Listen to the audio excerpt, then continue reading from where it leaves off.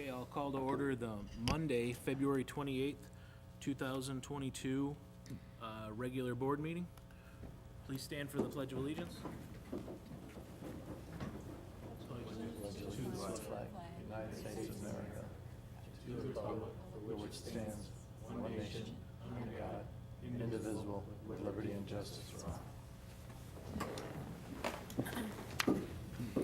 Southgate's mission statement is learning for life. The vision statement is Southgate Community Schools, the best choice for students and parents. Next item on the agenda is to create one. Do we have an approval or revisions for the agenda? Mr. President, I'd like to make a revision to add number 6 to the action items to approve the overnight field trip of the winter of percussion as presented. Okay, so we're gonna add number 6.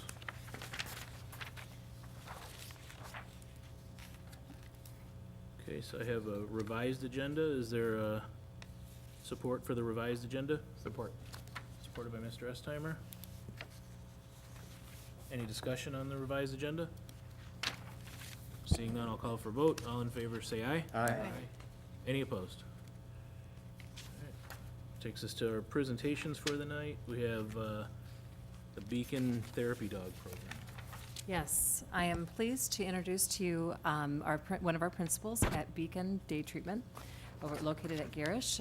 We have Miss Dr. Miller, and she is here to talk to us about a plan for Beacon that we believe will make a really significant difference for kids.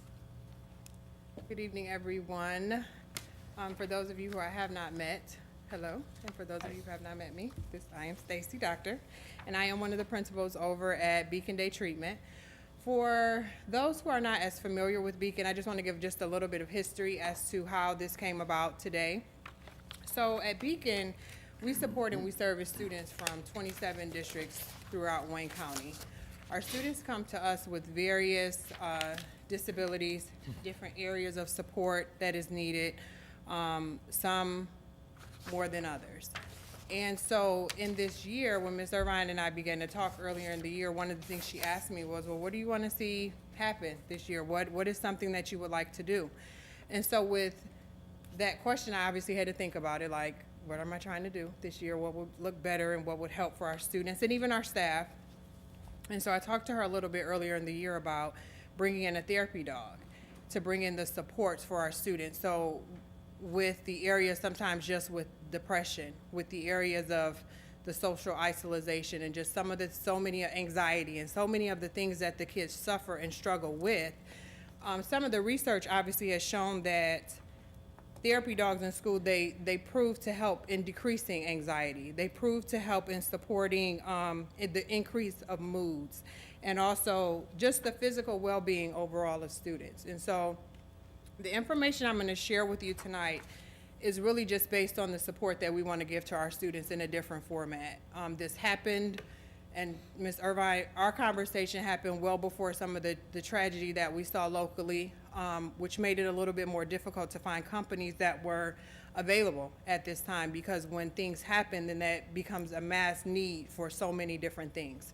But we were able to, well, not we, but I was able to locate a company in Highland. And so the company in itself, they're called Green Acres Labradors. They've been in business for 20 plus years. Initially, it's a husband and a wife. They started off initially just breeding their dogs and giving the dogs to schools. And what they were finding was this was not supportive in what they were looking to do. And so then they implemented inside of their own breeding program, a training program. And this training program is how we came to get to know them and to look for them to say, is this something that we can have in our schools? Initially to train. The training program, the way that it works is they have Labradors only.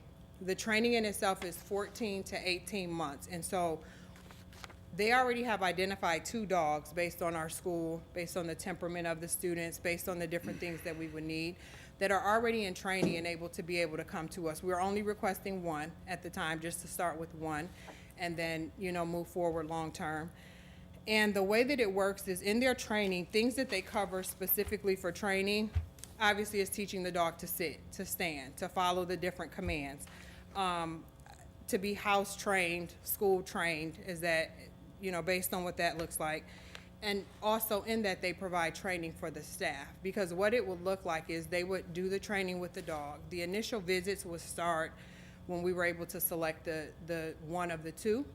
They would come every other week, and they would bring the dog in, and the dog would get acclimated with the building. Then they would bring the dog every week, once a week. And then closer to the release, which would be at the end, because eventually the dog would be a beacon dog. This would be our dog. We would have a host family that they would help to train us with. And so that host family would be one of our staff members. It's a whole application process that happens with that we sit down with them, they sit down with us, the person fills out the application, because that host family is what is considered the parent or the guardian. So they are the person that takes the dog home every day. They're the person that at that point is making sure the dog is getting the routine visits, the grooming, and all of those things that happen just with a traditional pet, but they're just now that person that does that. They're also at a point identified as the primary handler in the building. And so that primary handler is the person, again, that would take the dog to the visits. Because we're looking to do, like, initially classroom visits, classroom walkthroughs, and then even at some point implementing, like, where our students, especially the younger ones, could read to the dog to help with the academic piece of that. And they would be the person responsible for doing that. We're also, though, looking, because we wanted to make sure that we were covered, so to speak. Okay, what happens if that person is not there today, or what does that look like? To add up to 3 additional what are called secondary handlers, and they are only responsible in the school building. So they're not taking the dog home, they're not doing anything like that. They're not responsible for the care. I would be obviously one of the secondary handlers, obviously. And then we will, but I have to do the application process as well. So I'm saying I would be one if selected, honestly, to move forward with that as well. They've seen success, they said, in other buildings, because they have worked with 6 other districts.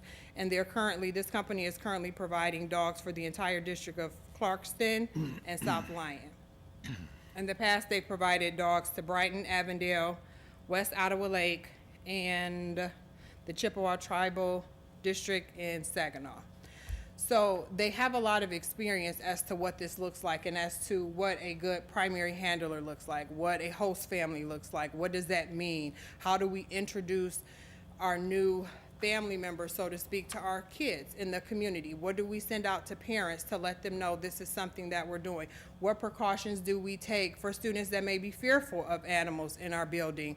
And all of those things, that is part of the training that they do with us to make sure that we're covered before they say, okay, the dog is ready to be released to you, for you, moving forward. And even though there's a release date that happens where the dog is then with us, they still are there to provide us with responsible for still the primary care, the grooming, the visits to the veterinarian, any type of emergency care that may happen. These are all things that they are still responsible for until we are officially released, until the dog is officially released to us. With the conversation that I had, they came out like the 3rd week in January to do the visit. And so with the conversation that I had with them, I wasn't sure when this meeting would happen. So I asked them realistically, did it make sense with the 2 dogs that they currently have for us to have this completed by June when we leave, so that, and I really said May, but knowing that school is out in June. And they said yes, based on where they were, based on where this dog was, the 2 dogs, based on some of our students that they saw, because this is not something that we're looking to bring for students to earn. This is something that is just a part of our day. We're not looking for you to have a certain amount of points. At Beacon, we do work on a scale, or like it's steps. So whether you're a step 1 or a step 4, you still get to see the dog. You know, whether you're a step 1 or a step 4, you still can read to the dog. So we're not looking at it to be anything punitive. It's looking to be the benefit, in hopes that it will help students to do better, in hopes that it will increase the morale even for the staff members that are there. And the package, so the package and what this looks like in regards to the training. So again, we are just looking at the 1 dog for right now. So the training package itself is $11,000. And so that training package obviously includes the dog, right? And it also includes all of the care, the training, and the expenses. So the training piece is happening as they're training the dog, if that part of it makes sense. And so that's the training that they're doing. I wanted to make sure, and they sent me a document, and I'll just read this piece because I thought this was very important. And it said, Green Acres guarantees a healthy trained dog. Should the dog be unable to complete training for any reason, Green Acres will offer another fully trained dog at no additional charge to the school as soon as one is available, because things happen. And I just wanted to make sure if we get into this and something, you know, goes a little bit different, the dog doesn't work out, are we starting all over? Are you looking for an additional fee for us? What have we paid? Does all of that still count toward it? And they said that that's yes, it would just be them finding us another dog. In addition to the $11,000, there's also a $650 starter package that we would need to purchase. So that starter package includes 2 beds, 1 raised and 1 orthopedic, 2 bags of dog food, dishes, probiotics, toys, a crate, and a leash. The final cost of $100 that we would have to add to that is not something that they support with, but they tell us obviously that we need it, and it would be for the purchase of a vest and a collar for the dog, as the dog is there in the school. So the total cost is $11,750. It's a one-time cost. But if approved, they request half at the beginning, and then half when the dog is released to us. And then we move forward with the dog being a part of our community. So another question that had come up was, okay, so what happens when the dog is released and, you know, we have to care for the dog? What does this look like inside of our budget for a year? And they said, what they informed me was 95% of their schools are able to get in-kind sponsorship donations when you're letting these places know, hey, we have this therapy dog in our school. This is something that people that have businesses with animals that they love to see. And I appreciated the fact that they told me that. I said, but I still need a number. What does that look like if we're the 5% and that doesn't happen for us? And so they said generally it's about between $2,000 and $2,500 a year that we will be looking at for the care of the dog, which would include like any type of grooming, the food, any type of visits that the dog would need to have to the doctors or anything like that. And so that was the final cost that they provided, because I didn't want to just say, I want to assume that we would probably be able to get sponsors, because I don't think that would be a problem. But I wanted to also have that number to know if that does not happen for us, what does that look like specifically?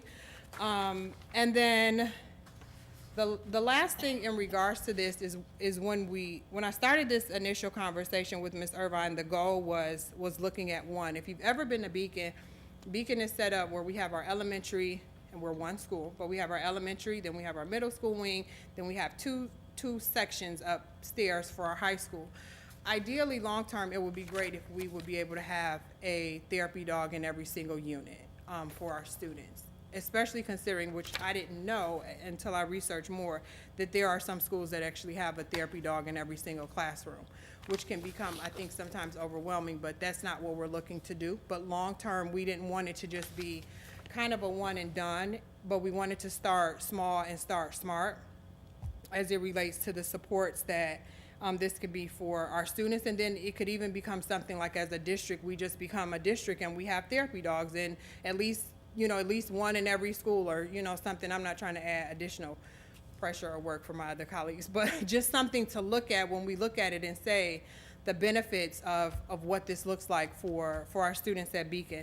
So I don't have any additional information. I welcome any of your questions or comments specific to this that I can answer regarding the therapy dog.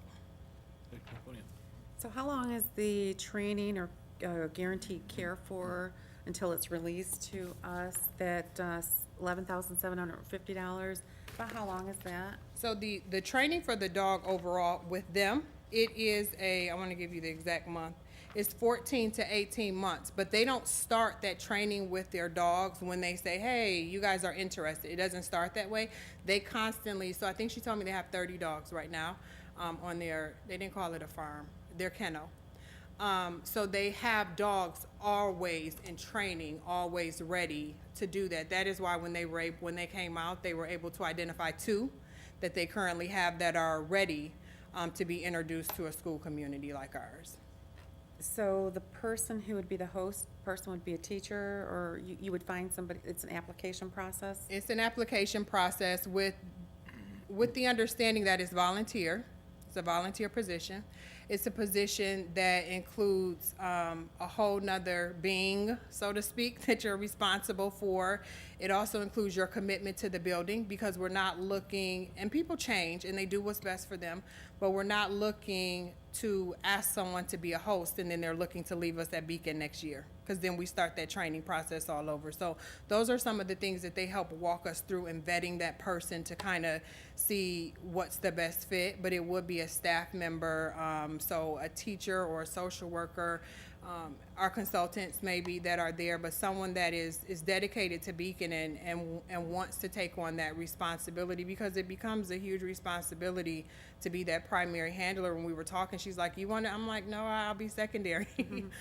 Because it's a big responsibility to do and to have. And then also our goal with that is to be able to select someone who has a little bit of flexibility in their schedule. Not to say that a teacher could not, because, you know, at our building, we have a teacher and we have a program assistant, so we always have 2 adults in the room. But we want to make sure it's someone that can do the walkthroughs, that can get the kids and they can go and do the reading with the dog, or to do the schedule visits and all of that, and that a set schedule doesn't cut into that day for them and the dog. I like all that, I like what it does for the students, but I'm thinking after they're released, because I know there's a lot of expenses and, you know, dogs and then continuous training and, you know, the vet bills and things like that. So I was just wondering, I never knew how that worked with the program, so I didn't know if it was just still part of that company, because once you give it off to someone else, how do you know if they're gonna change their mind or give them the proper care? And So are you speaking in there's regards to the host person? the release, when they release the dog back? So they released the dog to us as a school, and that would be myself, Ms. Hill.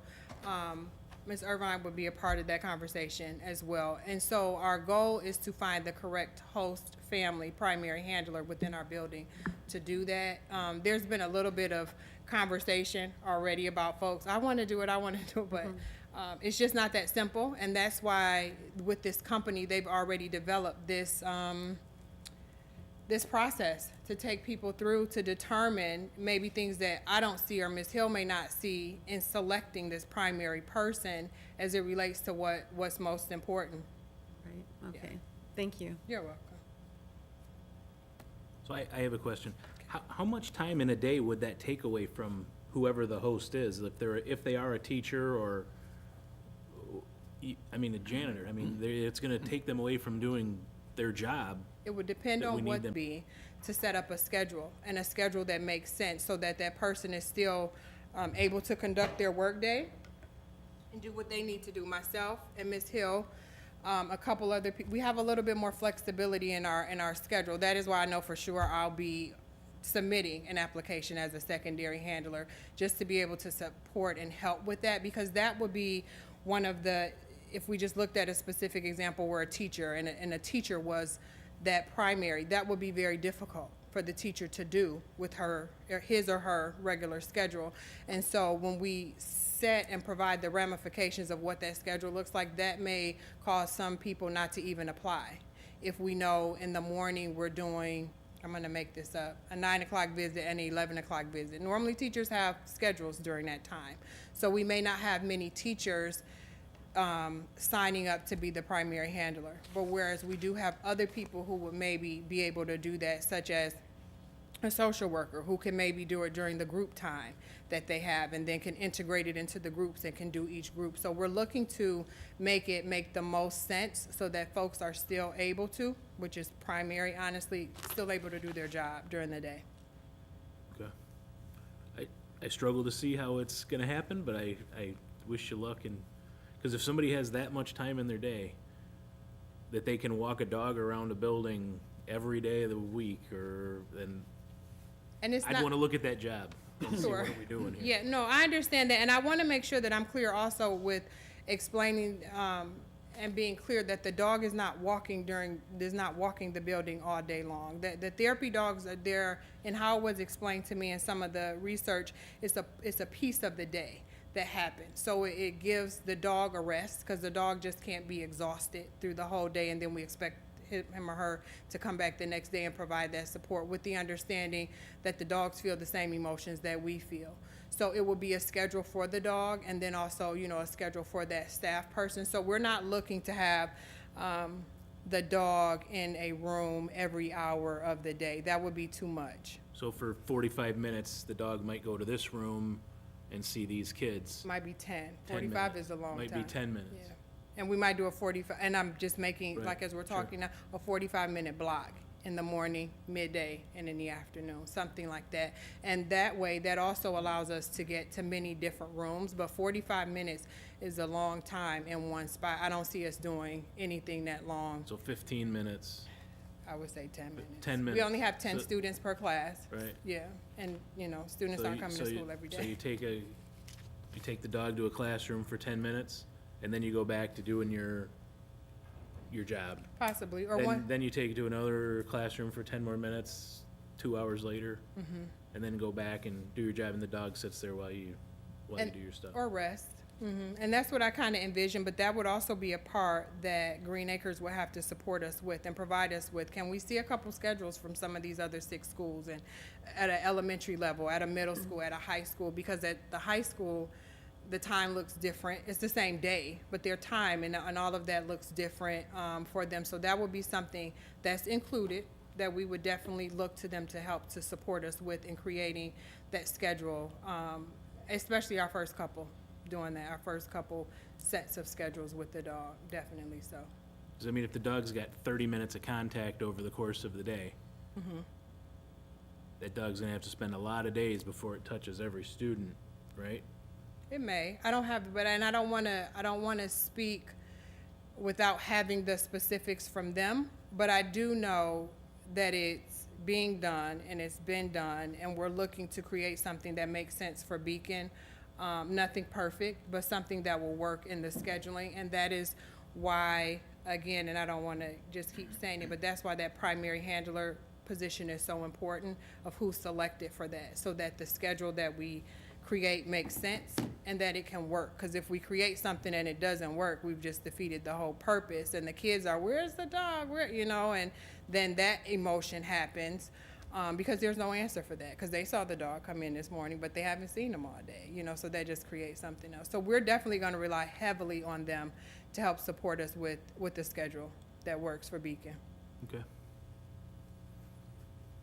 Any other questions or comments? don't see any. No? Thank you. Thank you. Thank you very much.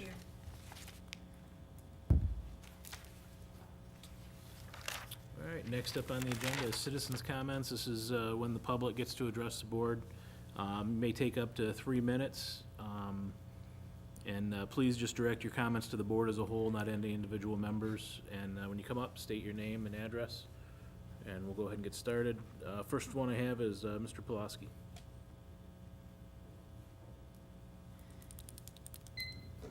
Thank you, Mr. President. Good evening, everyone. My name is Robert Pulowski. I live at 12757 Chestnut in Southgate. I want to make this topic really brief because I have a big announcement I'd like to make. For our virtual students, they do not have access to our libraries inside our schools.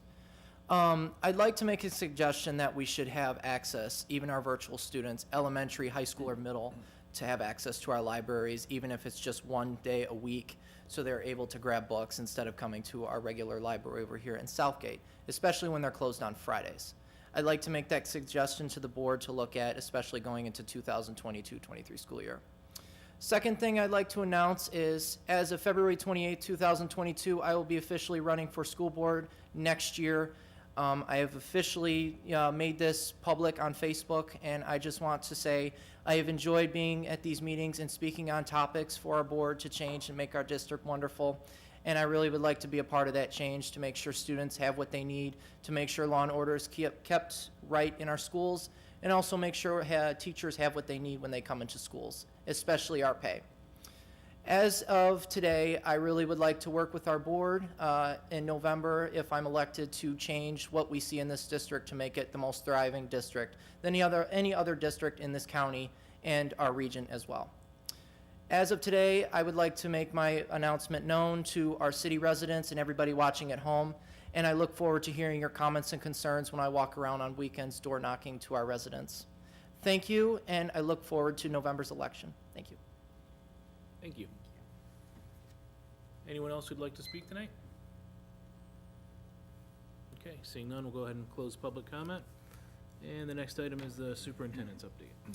Yes, I'd like to say a big congratulations. We've had a couple of our sports teams that have made it to the States. So we have a wrestling showing at Ford Field this weekend coming up, as well as our cheerleading squad who will be competing at States in actually this weekend as well. And also a big congratulations to all of those who worked hard and earned their honor roll recognition this year. It was remarkable so far in that first semester, and I'm excited to see what happens second semester.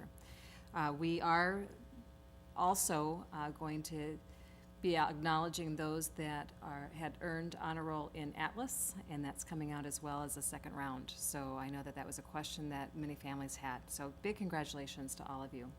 I do want to make sure the board, you are invited and our community is invited to our honor roll breakfast at DMS on Wednesday morning at 8 a.m.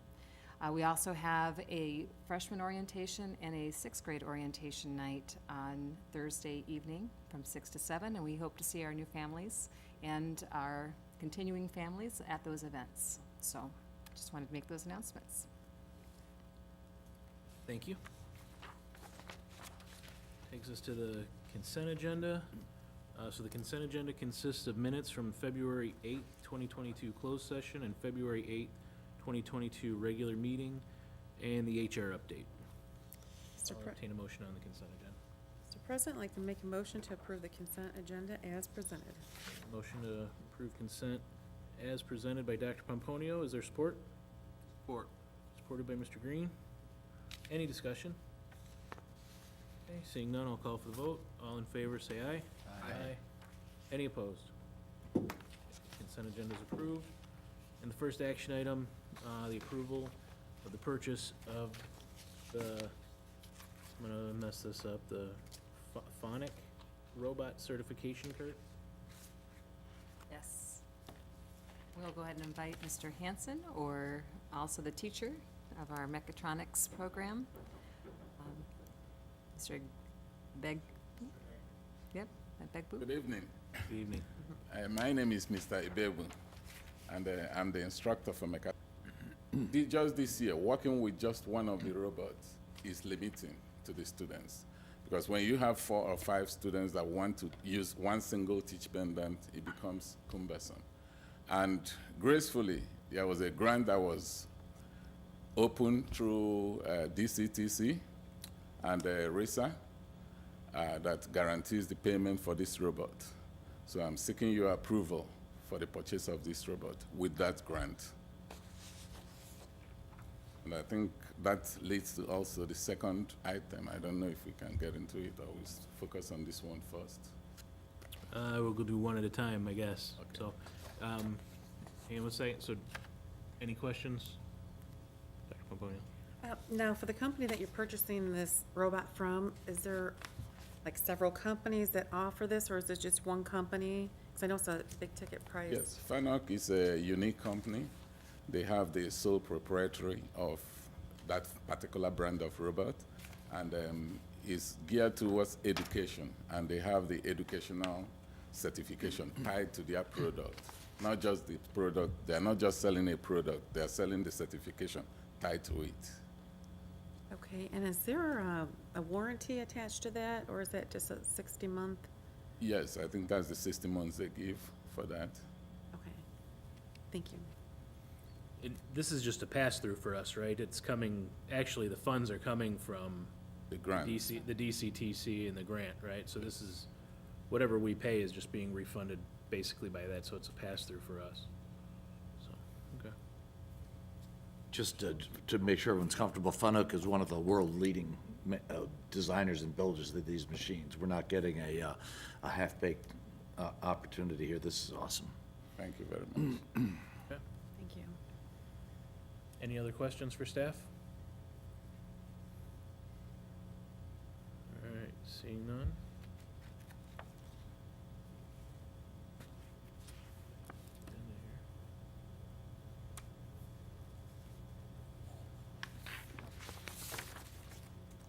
I'm sorry, no questions for staff?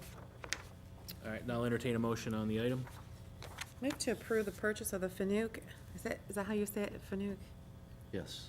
Robot certification cart in the amount of $7,671 as presented. Okay, a motion by Dr. Pomponio, is there support? Support. Is that Mr. Lamas or Mr. Sage? Sage guy. Okay. Any discussion on the item?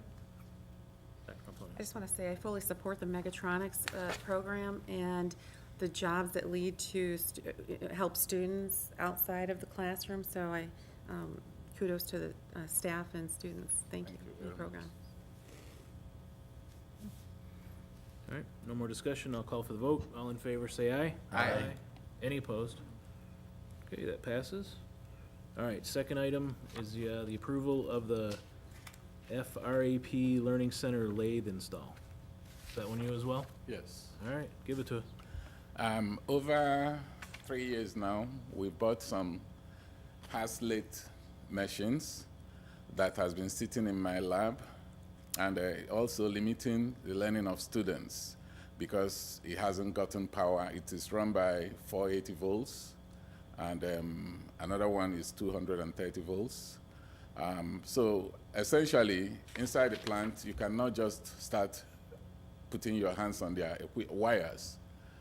We've been back and forth with, John has been back and forth with the plant managers as to the capability or possibility of getting this wired.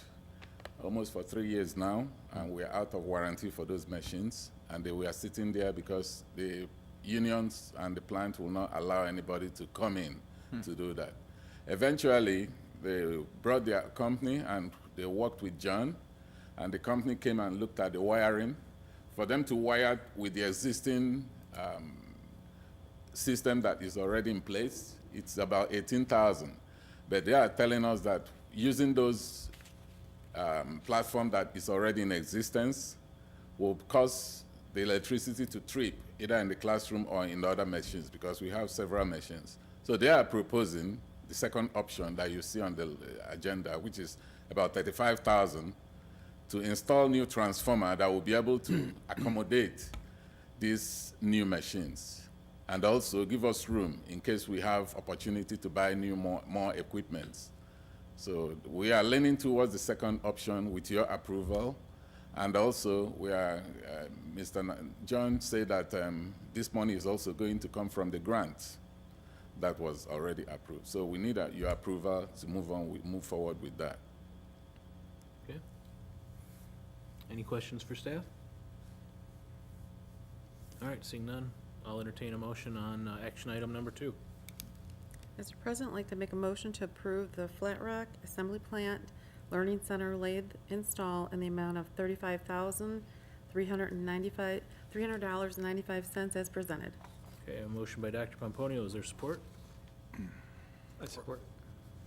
Is that Mr. Green? Doesn't matter. I'll take Mr. Green. Sorry, Ted. All right, is there any discussion on the item? All right, seeing none, I'll call for the vote. All in favor, say aye. Aye. Any opposed? That motion's approved. Thank you very much. Excellent, good luck. Good luck. All right, next one is approval of the Copier RFP award. Yes, and I'll transfer this to Ms. Wilson. Nothing as exciting as what he just presented, but we do need new copiers. So Southgate Schools currently has 17 Canon copiers that were leased 66 months ago. They've become very inefficient and require replacement at this time. Our current process has been to lease machines for a period of 60 months with a municipal lease, and then at the end of that time, the copiers become property of the district at the end of the lease. A request for bid was sent out in December to 3 companies that are quoting Sourcewell pricing, which is consortium rates, and the copier companies were listed on the MSBO website as Sourcewell approved vendors, and the 3 companies contacted for bids were Marco, UTEC, and Toshiba. We requested 17 black and white copiers and 2 color copiers in our bid. And all of the machines had to be multifunctional with print, scan, and fax ability. After bids were turned in February 8th, I met with the Director of Technology, the Director of Facilities, and our Benefits Coordinator for input. And we unanimously voted to recommend the UTEC bid. Their cost is $4,136.40 higher over the life of the lease than Toshiba, which was the lowest bidder. But the cost was not the only driving factor. Some of the other factors we considered are past business relationship with UTEC, faster black and white copiers than Toshiba for minimal cost. Toshiba was bidding on older machines, manufacture date of 2019. UTEC's machines are September 2020 and January 2022. And the news that Toshiba has, as a company, sold part of their business, and that's supposed to be going through during the month of March, and so that kind of made us a little nervous, because we don't know how that would impact the district as far as the service aspect. So there was, I have attached all the proposal cover sheets and the cost breakdown on the 3 bids, and in closing, we recommend that you award the bid to UTEC at a total lease price of $79,759.20 over 60 months. Any questions for staff? The copiers that are currently in place, we own them Yes, outright? the Canons, yes. Can we get any turn-in value from UTEC with this? Yes, that's one of the things that I wrote into the bid, was that they help us to dispose of them and get us some sort of a salvage value. So at this point, they're gonna help us. We don't have a company at this point, but we should be, that's one of the things they put in that they would assist us with. Are our copiers non-functional, or are they just, Most of them are functional poorly. They run very slowly. Some have slow. Our machines are now after 66 months, and they need to be upgraded. thank you. Dr. Pomponia. I know we had a current lease with someone who we had to service the copiers all the time. Was that the copy machines that we have now that we got at the end of that lease agreement? Well, we have a 2-part lease, so we got about, in December of 2019, it was almost 2.5 years ago, we had a lease for larger Sharp copiers that we put into place, and they're down in the hallways of the buildings because they're called the bigger machines. These are the smaller black and whites, except for 2 color copiers that we're asking for, one for central office and one for special education. Thank you. I don't assume there's any grants or anything like that that's available to, Now, Cover this is these just types straight of us. Yes. Any other questions for staff? All right, I would seeing- just like to know what they'd give us because they're gonna turn around and sell these. Now, trust me, I'm in the process of buying one right now, so I know they're gonna turn and sell them, so just like to see what we can get from them for this. Absolutely. On the last trade-ins, we got about $12,000, but they were bigger machines, so I'm using that as a reference point. Okay. Thank you. Okay. All right, I'll entertain a motion on action item number 3. If somebody would like to offer one. I'd like to make a motion to award the copier RFP to UTEC for the total lease price of $79,759.20 over 60 months as presented. I have a motion by Dr. Pomponio. Is there support? Support. Support by Mr. Sage. Any discussion? Okay, seeing none, I'll call for the vote. All in favor, say aye. Aye. Any opposed? Motion passes. Okay, action item number 4, the approval of Anderson High School branding bid package number 6.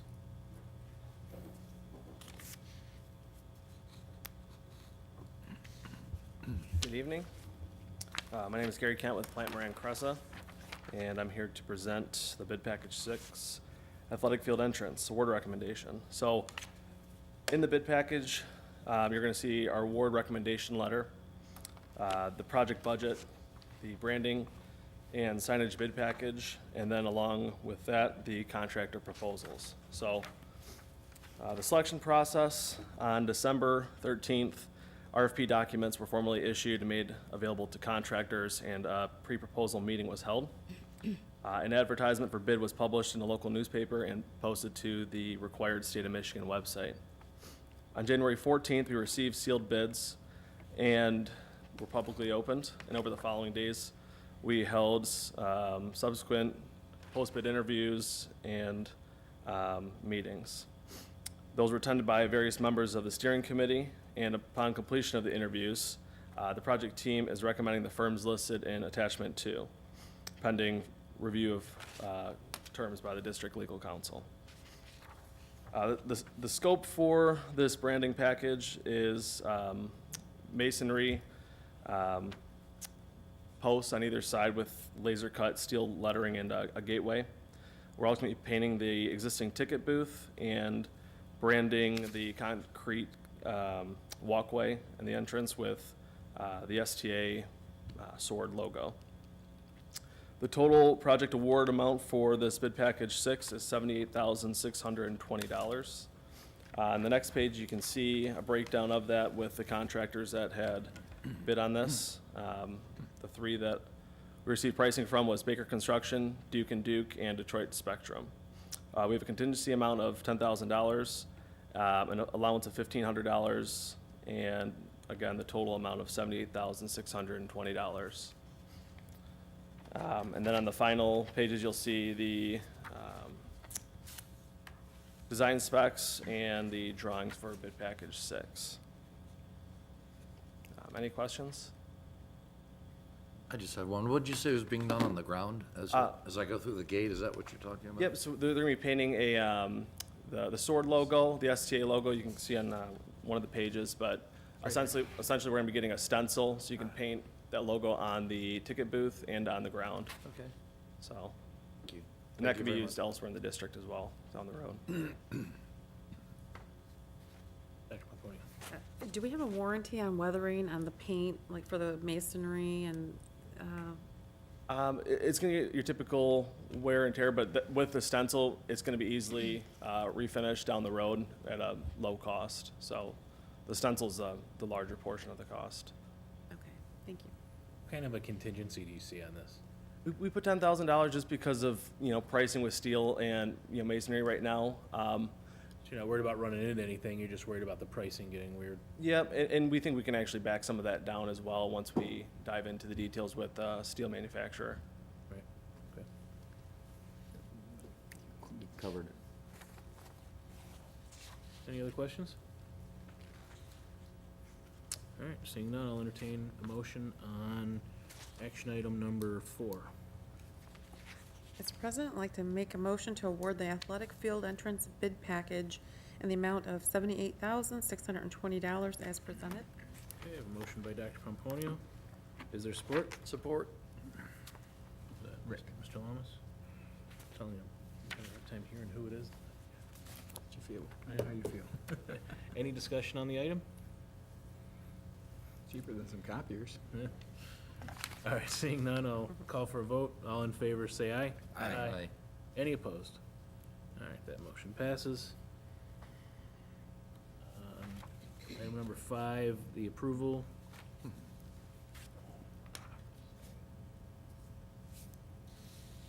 Second. Approval of replacement of digital press. Who's presenting this one? We have our graphics arts teacher, who has been, especially just want to take this moment to just publicly recognize the amount of work that Anne Marie Barnard has done for all of our literature that has gone out. She has applied an expert eye on those graphic designs, and they've made a huge difference. So we want to just say thank you also to you. Thank you. I am here this evening, good evening, to obtain approval for a production digital press for the classroom to print out digital print work for the district and also in the classroom. We did bid out, this will also be a DCTC, bearing the cost for this project. It's $24,987. It's a Ricoh Pro C 5300 press. It has a fiery rip to it for accurate color, and it also has a booklet finisher for booklets that are saddle bound, that type of thing. So beautiful press. We did look at Sharp and Toshiba as well, but I also felt that at least Toshiba, I was a little nervous about Toshiba, and they both did not have the quality or the production press that I needed in the classroom. They were pretty much for office presses. So I was looking at Ricoh and also Canon and Konica Minolta. And on the back were the quotes, just a quick breakdown of those quotes. And I chose the Ricoh because the Ricoh came with a lot of other services too, as far as even getting students certified in print production, and also educational training to get students ready for the real world. And Ricoh is also used at like Allegra printing and that type of thing, so students can learn on that press. So nice unit. So I'm asking for approval, with DCTC funds, which is also very kind of them to do. So. Okay. Any questions for staff? Go ahead, Doctor. I just want to know, how many of these do we have? Do we have? We currently have a Canon digital press, and that it's been probably about 7 years, I think, that we've had that unit. And it also is being, fixed and replaced parts, and the color's not really that good anymore. So we really need a replacement. $7,000 just for the firing. Yeah, but they led in developing that technology 30 years ago. Yeah, it's pretty incredible. It is pretty nice. Thank you. Yep. Any other questions? All right, I'll entertain a motion on action item number 5. Thank you. To make a motion to approve the replacement of the digital press in the amount of $24,987 as presented. Okay, I have a motion by Dr. Pomponio. Is there support? Support. Supported by Mr. Green. Any discussion on the item? I'm just gonna point out again, this is just like all these other ones. It's a pass-through from DCTC, so it might look like we're spending a lot of money, but we're not. Right. So, yeah, it's just passing, it's just passing through us, Yeah. so. Okay, with that, I'll call for the vote. All in favor, say aye. Aye. Any opposed? Okay, that motion passes. Brings us to our added item on the agenda. So much. Thank you. Thanks. Yeah, Thank you. thank you very much. Added item on the agenda, the overnight field trip for winter percussion. Yes, each year, the Southgate Anderson Winter Drumline participates in a regional competition out of state and competes in the WGI World Championships. And we look forward to building on their competitive success for the last marching band season. And this year, the drumline will be competing at the Indianapolis Regional Competition at Franklin Central High School. The competition will take place March 4th through 6th. Students leave after school on Friday to travel and are prepared for a competition on Saturday the 5th. This approval is requested for also the WGI World Championships, which takes place in Dayton, Ohio. And the year's event is April 20th through 22nd. So by approving this field trip request, you're actually approving 2 overnight trips. And we're excited for the opportunity for our students to compete, and we wish them well in these events. Any questions for staff? All right, seeing none, I'll entertain a motion on action item number 6. Mr. President, I'd like to make a motion to approve the overnight field trip of the winter percussion as presented. Okay, I have a motion by Dr. Pomponio. Is there support? I support. Mr. Estheimer? Any discussion on the item? Dr. Pomponio? I just want to say that's one of our many points of pride. Congratulations and good luck. Thank you. All right. Seeing no more discussion, I'll call for the vote. All in favor, say aye. Aye. Any opposed? Okay, that motion passes. That completes our action item agenda for the night. Any employee representatives who'd like to speak tonight? Okay. Information announcements from the board? Mr. Green. Thank you, Mr. President. Good evening, everyone.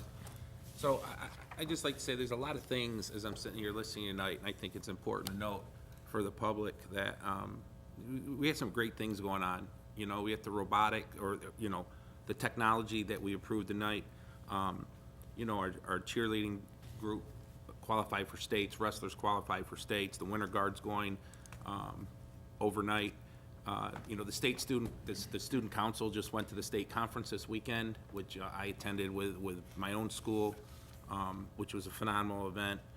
We got an invitation for the ROTC. You know, we're moving in the right direction, and it's just a lot of things that we're doing here. You know, it seems overwhelming because it is, because there's a lot of things in motion that this school district is really moving forward in multi-directions, you know, not just athletics, but in academics and in technology and upgrades, you know, and that's just a credit to this board, this community, the teachers, and everybody. So, you know, I just think that's important for you to know what's going on here.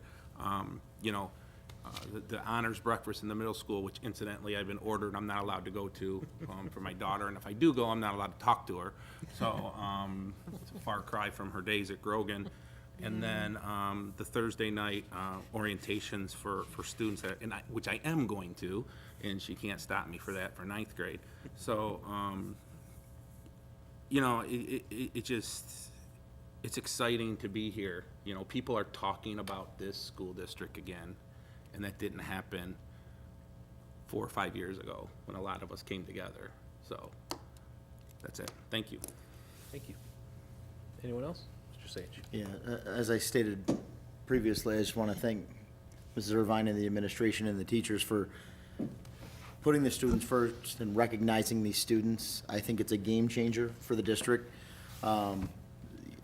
Across the board, athletics, academics, the honor roll, science, that we're seeing the recognition that we're seeing towards the students, and kudos and thank you to all the administration, teachers, and Mrs. Irvine. Thank you. You know what, I don't often say something, but I will. I'm thinking, listening to all the comments, and I think, to your point, that the teachers and the administrative team and the staff have done a great job, and the kids are doing a great job, and we're seeing all that in all the sports and academic stuff. I think it's also important to know that what we're working on as a board is to build a process, as opposed to attacking and hearing about problems as they come running at you, screaming hard. And so one of the things we hope will become the outcome of all of the effort from the board, the staff, and the teachers is that we have a more deliberate approach to managing our business here in the district that will show its reward and by letting us keep busing once we have it. And we have a plan, a legit plan for that. So I want everyone to know it's more than just for tackling problems as they run at us. We had a few with COVID, but we're on a track right now in a deliberate and purposeful way to change this district. And it's really exciting, and I mean, I'm proud to be a part of this board, so thank you. Thank you. I think it's exciting. I was asked to judge the robotics competition in Belleville for March 25th and 26th. That's exciting. Hopefully we'll see some of the Southgate students there. But also, I'm very proud of our Titans, because not only is it a culmination of all of their sportsmanship, but we're seeing they're making us proud with the wrestlers, bowlers, cheer team, basketball and swimmers, winter guard and percussion, and hockey players and figure skaters. So not only that, we have the band and the clubs, and so everyone together collaboratively is making us proud. So I'm very proud to be a part of this. Thank you. Thank you. Okay. Seeing no more information or announcements from the board, I'll entertain a motion to adjourn. Motion to adjourn. I have a motion by Mr. Estheimer. Is there support? Support. Support by Mr. Sage. All in favor, say aye. Aye. Any opposed? Nate, I like you guys. I just want to be on record.